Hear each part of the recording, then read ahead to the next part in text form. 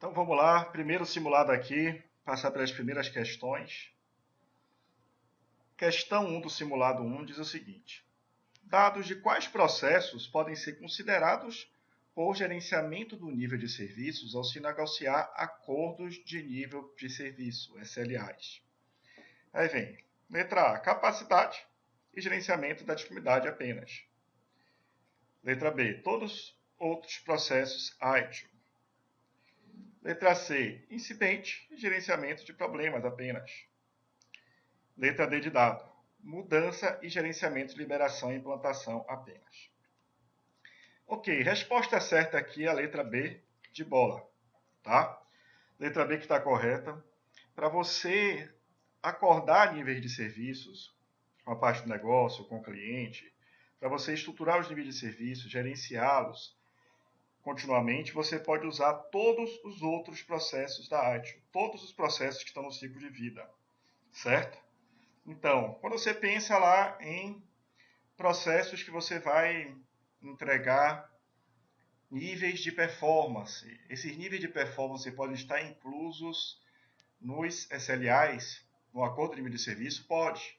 E o tempo de resposta a incidentes? Também. E o tempo de cumprimento de requisições? Também.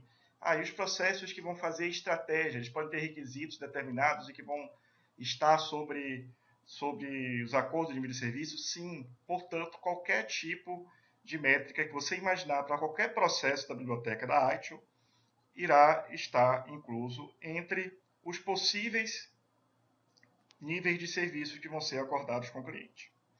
Só chamar a atenção de uma coisinha aqui, desde já, a gente vai perceber que muitas questões, eu costumo falar isso até durante as aulas para as turmas, muitas questões de ITIL Foundation, muitas principalmente aqui do nível Foundation, tem algumas traduções que às vezes prejudicam um pouco a compreensão. Por exemplo, essas palavras outros aqui, ela não é muito interessante para estar aqui na resposta.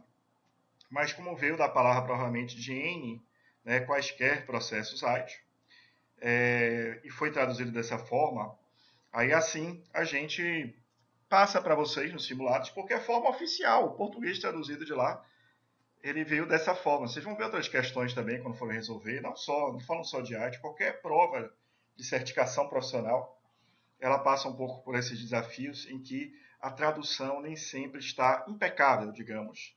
Mas é algo comum para quem já faz certificação há um bom tempo aí, já está passando por essa questão, esse desafio há um bom tempo. A gente costuma cobrar lá dos centros de exames para poder revisar as traduções, mas aos poucos às vezes vão revisando, mas sempre tem questões que, quando são traduzidas para o português e chega para a gente, estão nesses formatos assim que a gente olha assim e diz, olha, poderia estar melhor. A tradução não está impecável, perfeito?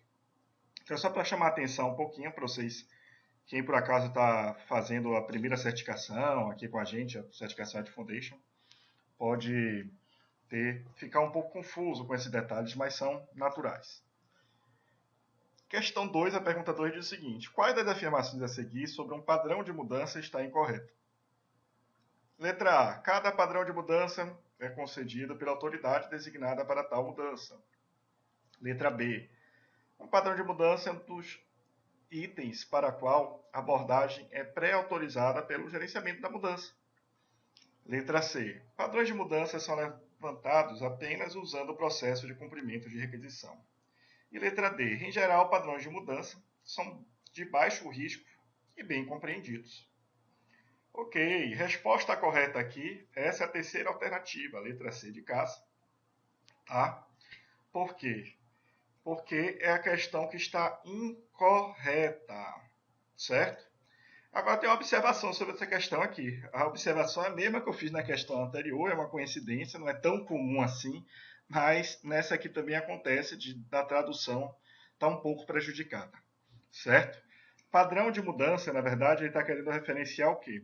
Mudança padrão. É uma classificação de mudança que a gente estudou na gestão de mudanças, que ela já é pré-aprovada, já tem as características conhecidas, riscos conhecidos, custos conhecidos. Pode ser implementada essa mudança de uma forma pré-autorizada, sem precisar passar pela autorização. Nem de uma autoridade de mudança e muito menos de um comitê, certo? Quando a gente fala tipo a mudança padrão, por a gente já estar fazendo essas questões há muito tempo aí das provas de Foundation, a gente sabe que para os simulados de questões mais recentes, eles já mudaram isso aqui. Já colocaram a mudança padrão, já começaram a colocar a tradução correta, tá? Mas, como eles, não é garantido que a nomenclatura anterior não apareça no dia que você for fazer a prova. Então, portanto, a gente costuma apresentar as questões que têm a nomenclatura ainda com essa tradução não tão correta, para deixar você preparado. Então, você sabe que pode aparecer das duas formas aí, embora hoje em dia seja mais provável aparecer da forma correta, mudança padrão, certo? Então, a gente está falando aqui de mudança padrão, a resposta incorreta era essa.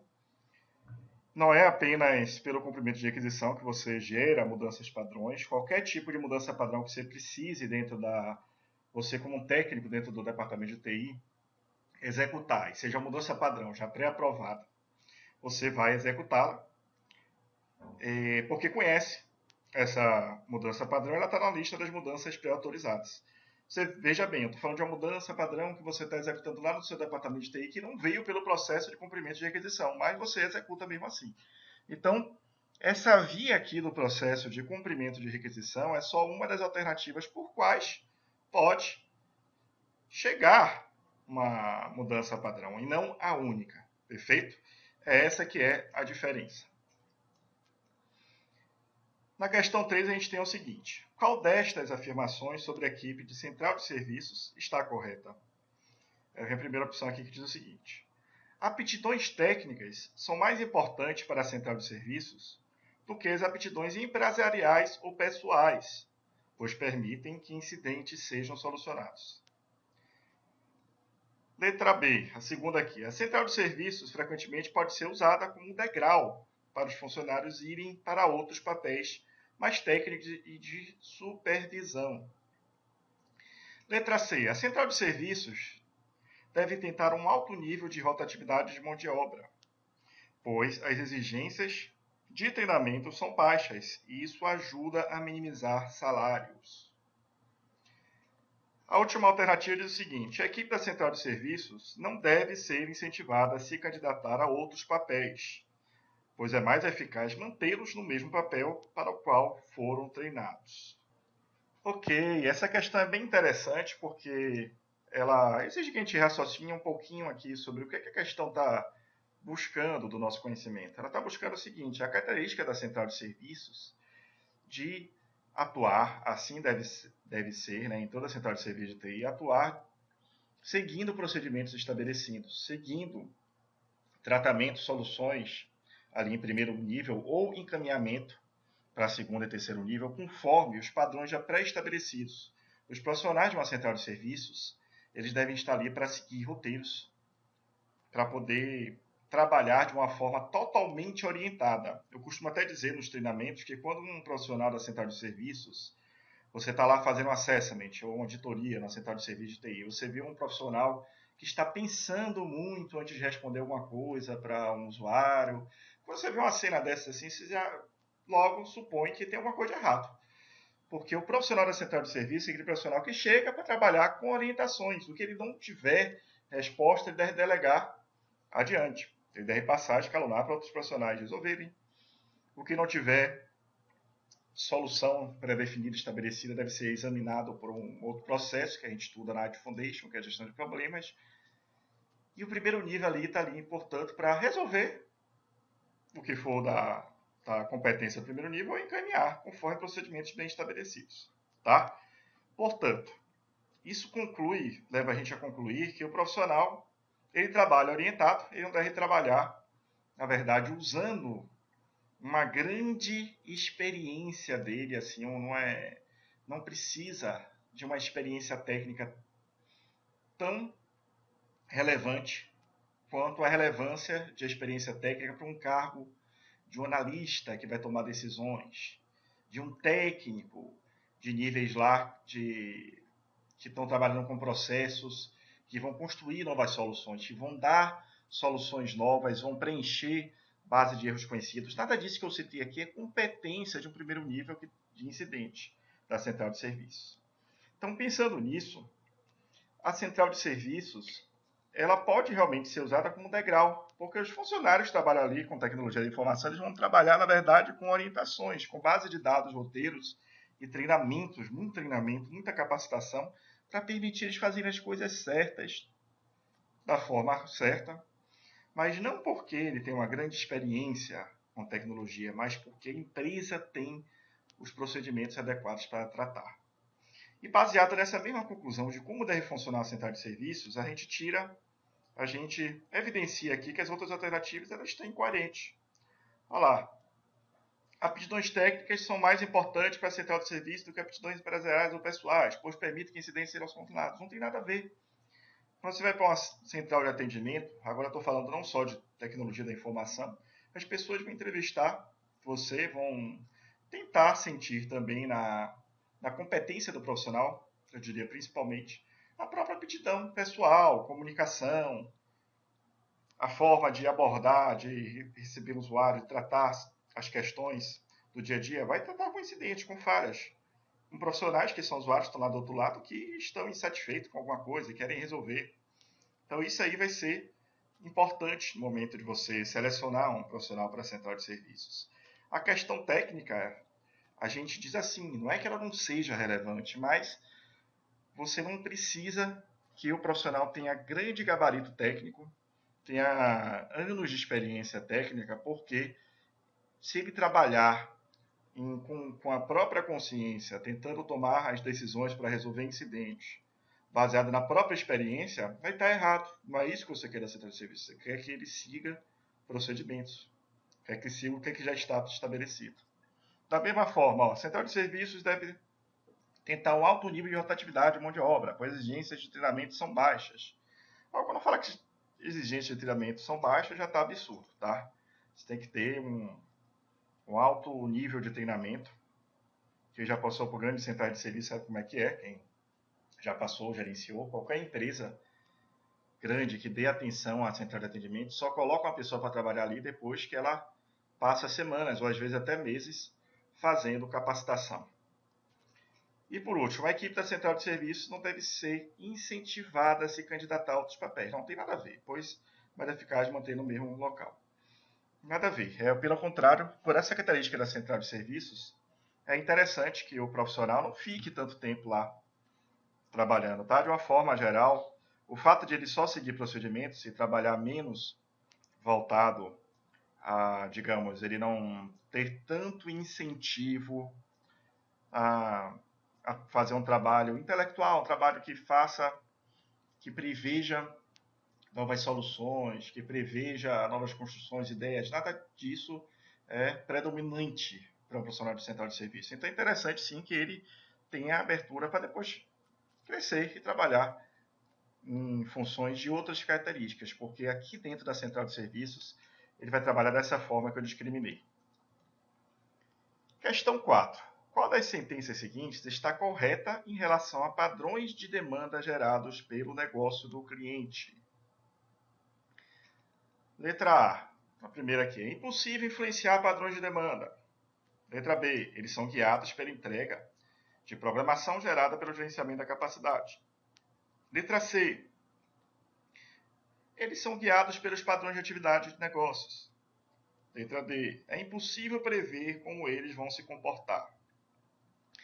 Ok, questão muito comum aqui, sempre que cai gestão da demanda em prova de Ad Foundation, essa questão aqui aparece, uma das questões mais clássicas de Ad Foundation. A resposta correta era essa daqui. Eles são guiados pelos padrões de atividade de negócio. O intuito da questão era só saber se a gente está preparado para lembrar do conceito de PAN, de padrão de atividade de negócio, que guia realmente a própria demanda pelos serviços de TI, certo? Os outros estão totalmente coerentes, não é impossível influenciar padrões de demanda. A gente viu lá que tem formas, técnicas para influenciar padrões, ok? Quem por acaso esqueceu dessas técnicas de influência, volta lá nas nossas aulas, vocês têm gravadas, você tem aí o próprio e-book, e lembra lá como é que se influencia a demanda. Que eles são guiados pela programação de gerenciamento da capacidade. Ao contrário, a gestão da capacidade, na verdade, vai receber como input os padrões de atividade de negócio, o comportamento da demanda para poder planejar a capacidade para o serviço. é impossível prever como vão se comportar jamais. A gente sabe que é uma atividade complexa prever a demanda, como a demanda vai se comportar em relação aos serviços, mas jamais impossível, certo? Tanto é que o processo de gestão da demanda está aí. E já que a gente está falando dele, ele está lá na estratégia de serviços, gerenciamento da demanda. Ok, o que é que significa gerenciamento das instalações? É isso que a gente está vendo aqui na questão 5. Primeiro aqui, letra A. Aquisição e manutenção de ferramentas usadas pela equipe de operações de TI para manter a infraestrutura. Letra B. Aconselhamento e orientações a operações de TI em metodologia e ferramentas para o gerenciar serviços de TI. Letra D. O gerenciamento de serviços de TI é considerado como utilidade, tais como impressoras ou acesso de rede. E a última letra aqui, letra D, o gerenciamento do ambiente físico de TI, tal como um data center. Ok, questão aqui abordando o gerenciamento das instalações, que é um subprocesso da gestão de operações, certo? Quem não estava lembrado disso, dá uma revisada lá dos processos, nos resumos que a gente faz. Gerenciamento de instalações está lá na operação de serviços, está lá dentro da função, certo? É uma função.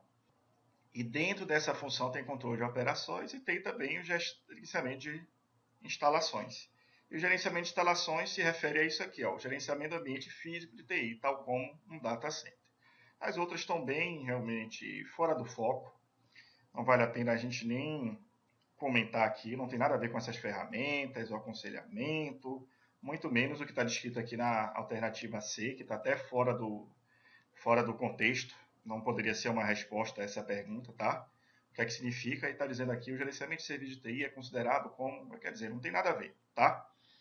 Então, letra D de dado é o ambiente físico, tal como o data center. Pode estar envolvido também com gestão de contratos físicos, tudo que é físico lá dentro que está por conta daqueles departamentos que a gente conhece como infraestrutura de TI, CPD. E aqui nós temos os 3 subprocessos do gerenciamento da capacidade são. Ok, temos alternativas aqui A, B, C e D.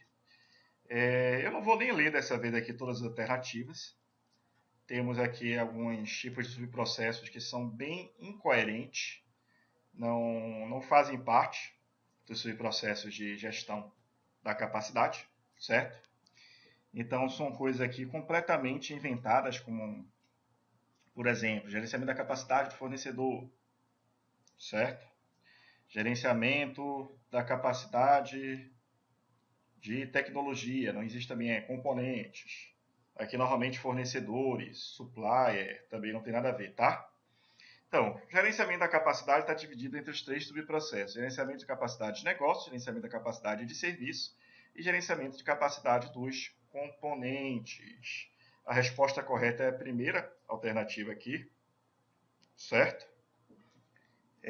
Vamos conferir aqui, ó, gerenciamento da capacidade de negócio, gerenciamento de capacidade de serviço e gerenciamento de capacidade de componente. Aí tem os termos em inglês. Business Capacity Management, Service Capacity Management e Componente Capacity Management. É esse mesmo a resposta correta. Se por acaso alguém não se lembrar também, revisa lá na gestão da capacidade. Simplesmente a gente aprende que a gente tem que fazer o planejamento da capacidade para o negócio, o que é que vai ter que atender para o negócio, depois desdobrar isso na gestão da capacidade do serviço e, por último, do componente. Eu até passei um artigo para vocês que fazem essa turma aqui de ITIL virtual, que chama-se Como construir um plano da capacidade em 10 passos. Tá? Elaboração de um plano da capacidade em 10 passos. Basta colocar esse título lá no portal de STI, né? Na verdade, basta colocar plano da capacidade que vocês já acham esse artigo. Tem lá mostrando o que é cada um desses subprocessos.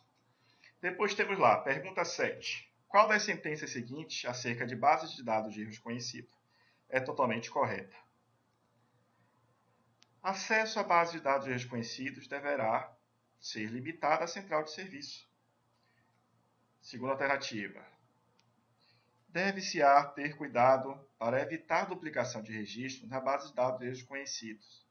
Isso se pode obter dando acesso para criar novos registros ao mais possível de técnicos. Quanto mais técnicos, melhor, né? O que está afirmando. A base de dados desconhecidos é a mesma base de dados, a database do sistema de gerenciamento do conhecimento de serviço. Certo? Está dizendo que a base de dados desconhecido é a mesma do sistema de gerenciamento do conhecimento. Algumas ligações aqui, né, estão um pouco confusas justamente por aquele aspecto que eu falei para vocês logo no início aqui da solução de questões. É o português traduzido das questões de inglês, que vem assim dos simulados oficiais que a gente recebe. E letra D. A base de dados desconhecidos deveria ser utilizada durante a fase de diagnóstico de um incidente, para tentar aumentar a rapidez do processo de resolução. Ok, então a que está realmente totalmente correta é a última, a letra D de dado. Você usa a base de dados de erros conhecidos para poder resolver o mais rápido possível os incidentes. Não deve ser limitada à central de serviços. Muito pelo contrário, qualquer técnico pode usar essa base de dados para ajudar a resolver incidentes. E quem vai popular essa base de dados é a equipe que trabalha com gerenciamento de problemas, que vai cuidar de administrá-la. A primeira parte dessa questão aqui da letra B está certa. Você tem que tomar cuidado com registros duplicados na base de dados de erros conhecidos. Mas para você tomar cuidado com isso, você não deve dar acesso ao máximo de técnicas possíveis. Ao contrário, você deve deixar a administração e a edição centralizada. Tá? Você tem que ter uma moderação muito boa aqui para evitar que você duplique esses registros. Que você tem outros efeitos negativos também, como informação incoerente. E não é, base de dados desconhecidos não é a mesma coisa de gestão de conhecimento. Tá? Sistema de gerenciamento de conhecimento, a gente estudou lá na gestão de conhecimento. Se alguém esqueceu, revise em transição de serviços, revise o processo de gerenciamento de conhecimento, que você vê lá a definição de sistema de gestão de conhecimento. Questão 8.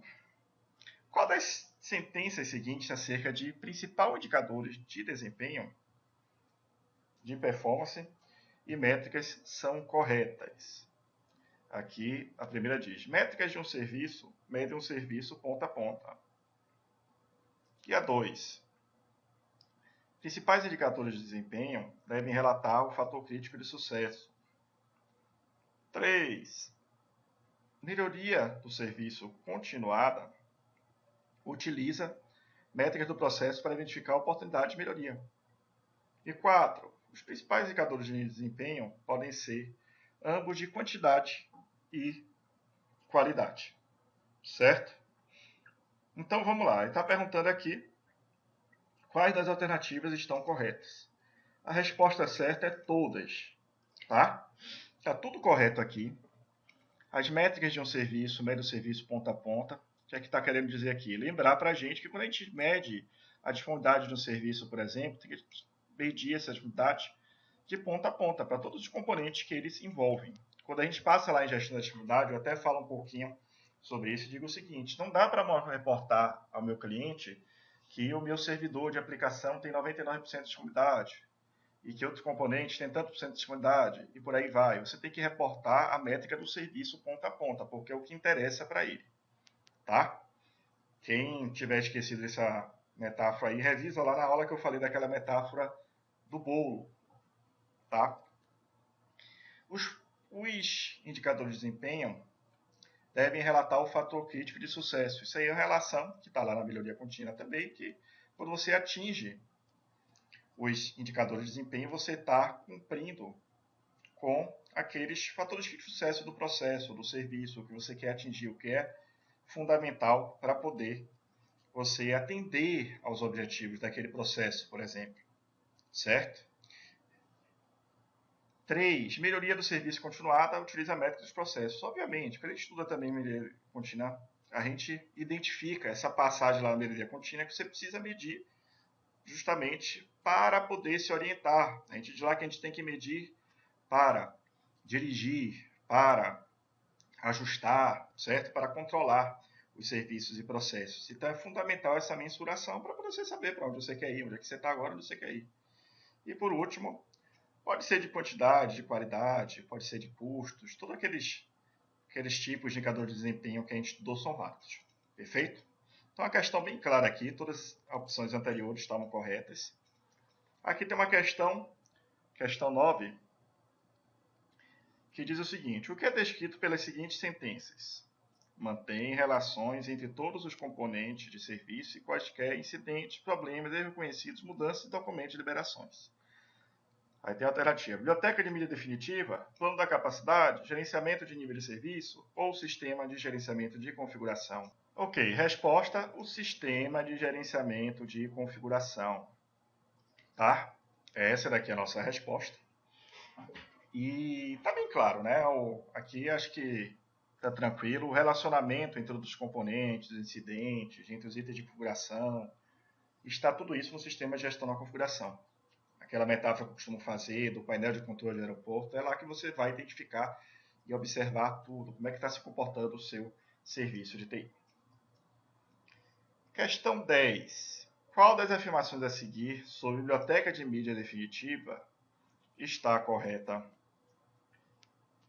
Bom, eu vou responder essa questão aqui. Biblioteca de mídia definitiva é um conceito que hoje não está sendo cobrado no sílabus da prova de Art Foundation. Tá aqui, eu vou explicar a resposta. E no momento que você está assistindo essa aula, dependendo da turma que você participou do treinamento Art, pode ser até que já tenha voltado a fazer parte, porque a gente vê esses sílabus mudar o tempo inteiro. Tá? Ok, tempo inteiro é um pouco de exagero meu, mas de tempo em tempo assim a gente vê algumas mudanças e aí a gente tem que abordar, lembrar o que está sendo cobrado ou não. Certo? Então, neste momento, não está sendo cobrado no final aqui de 2014, mas eu vou passar essa questão mesmo assim. Então, a biblioteca de mídia definitiva inclui uma loja física. 2. A biblioteca de mídia definitiva, tá? Que aqui o termo está em inglês, Definitive Media Library, tem peças definitivas para hardware. E 3. A biblioteca de mídia definitiva inclui cópias, master e documentações controladas. O que está correto aqui? A1 e A3. Ou seja, a resposta seria essa daqui.